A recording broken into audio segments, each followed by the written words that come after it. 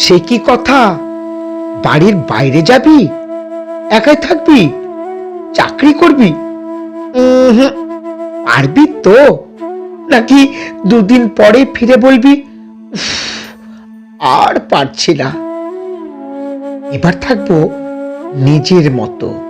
তা বেশ, চাকরিটা তো মন্দ নয়।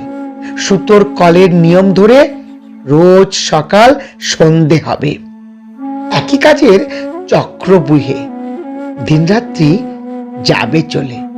না না, বেতন দেবে, তাও ঠিক। সংসারটা তো চালাতে হবে।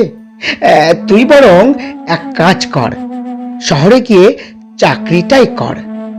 অনেক টাকা যখন হবে তখন আবার আসিস ফিরে। রে, আসবি তো? জানিস তো, পাড়ার মুখার্জির মেয়েটা, সেও গেছিল চাকরি করতে।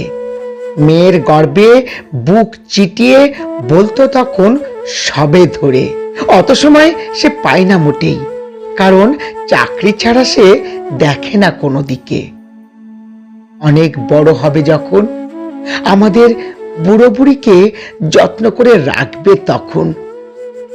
কিন্তু কি যে হলো, আজ 7টি বছর কাটলো, না নেই বাপের কোনো খোঁজ, না দেখলো ফিরে মায়ের কোন ওষুধের কত ডোজ। জানিস তো, যেদিন ওদের সম্পত্তি ভাগ হলো, হঠাৎ দেখি মেয়ে ফিরে এলো। প্রথম দেখায় চেনা একটু কষ্ট হলেও সন্তানকে কি আর মা বাবা বলে?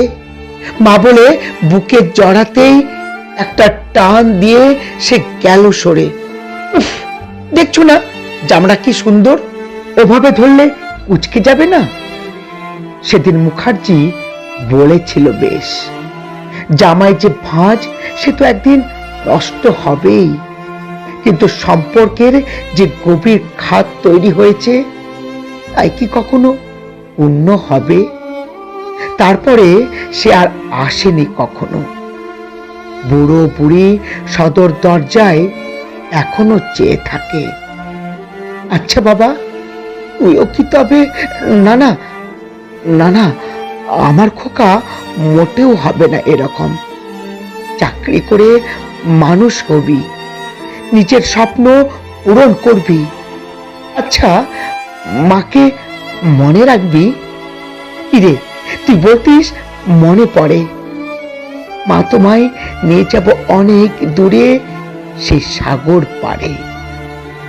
ভুলিস না যেন বাবা, তোর মা শুধু ওকেই মানে। স্বপ্ন সব তোর পূরণ হোক, শিকড় থাকুক মাটির ভিতে। যেদিন বুঝবে শিকড় গেছে ছিঁড়ে, জানবি সেদিন মানুষ হিসাবে সব বৈশিষ্ট্য গেছে মুছে। শিকড় যখন থাকবে অন্তরের ভিতে, স্বপ্ন সেদিনই আকাশ ছুবে।